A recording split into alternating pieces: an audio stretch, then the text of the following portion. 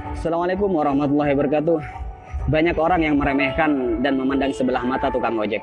Tapi saya santai saja, karena hidup ini memang tidak pernah lepas dari komentar orang lain. Karena menurut saya, apapun pekerjaan dan profesi kita di dunia ini adalah mulia selama pekerjaan itu halal, dan termasuk sebagai tukang ojek. Menurut saya, ojek adalah pekerjaan yang membuat kita menjadi lebih tenang, santai, bebas, dan leluasa. Karena pekerjaan ini bisa mengatur waktu kita sendiri, dan bukan kita yang diatur-atur. Ada yang mengatakan hidupnya kurang beruntung karena jadi tukang ojek. Justru, menurut saya, jadi tukang ojek adalah keberuntungan yang luar biasa. Karena profesi ini mampu memanage waktu kita sendiri, terutama waktu untuk beribadah kepada Allah Subhanahu wa Ta'ala. Ketika menjelang waktu sholat, kita bisa mematikan aplikasi dulu untuk menjalankan kewajiban sholat tepat waktu dan bahkan berjamaah di masjid. Kalau pekerjaan yang lain, saya rasa belum tentu bisa. Tak mengapa kita dipandang hina oleh makhluk. Yang terpenting tidak hina menurut pandangan Allah Subhanahu wa Ta'ala.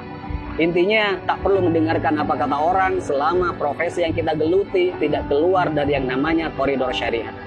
Syukuri seperti apapun keadaan dan kondisi kita, dan jangan selalu membandingkan dengan hidup orang lain agar kita tidak menjadi orang yang kufur nikmat. Dan yang perlu diingat, apapun profesi kita tetap harus Allah yang dijadikan prioritas dan tujuan utama. Karena Allah menciptakan kita, wa ma khalaqtul jinna wal insa illa liya'budun. Tidaklah aku menciptakan jin dan manusia semata-mata hanya untuk beribadah kepadaku. Maka apapun status kita, apapun profesi kita dan pekerjaan kita, dan apapun peran kita dalam hidup, niatkan semuanya untuk ibadah kepada Allah Subhanahu wa Ta'ala. Ada sedikit motivasi dari saya, semoga bermanfaat. Bismillahirrahmanirrahim.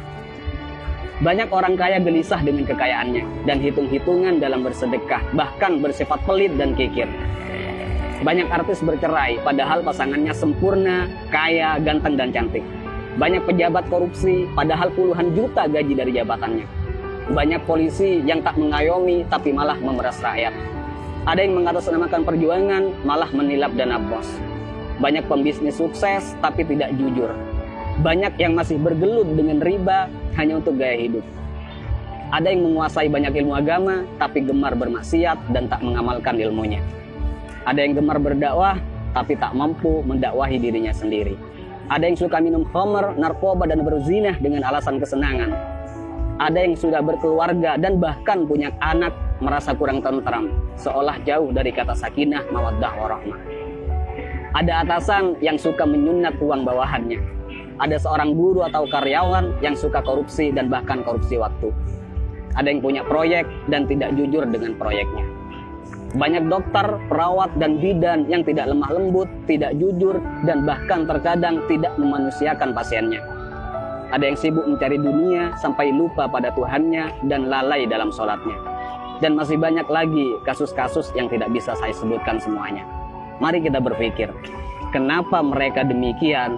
Karena dalam hidupnya bukan Allah yang mereka jadikan prioritas dan tujuan utama. Karena jika Allah yang mereka jadikan prioritas dan tujuan utama dalam hidupnya, maka sangat mustahil mereka berbuat demikian. Wa may yuhajir fi sabilillah yajid fil ardi muraghaman katsiran wa sa'a. Ayo kita berhijrah.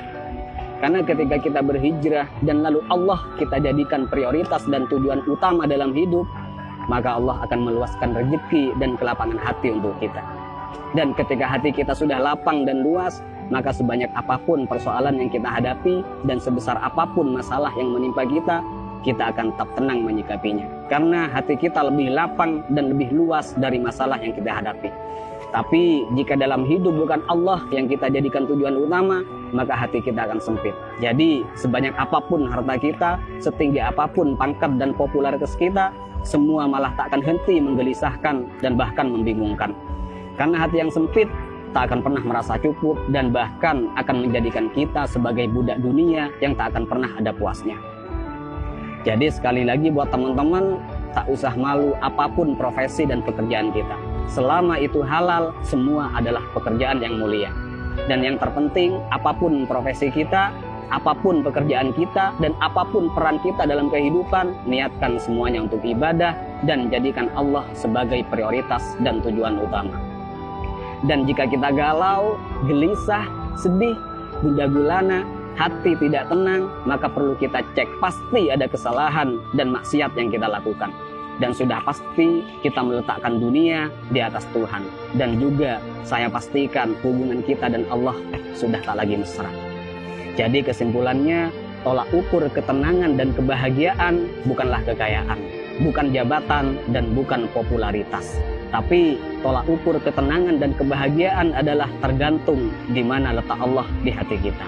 Assalamualaikum warahmatullahi wabarakatuh.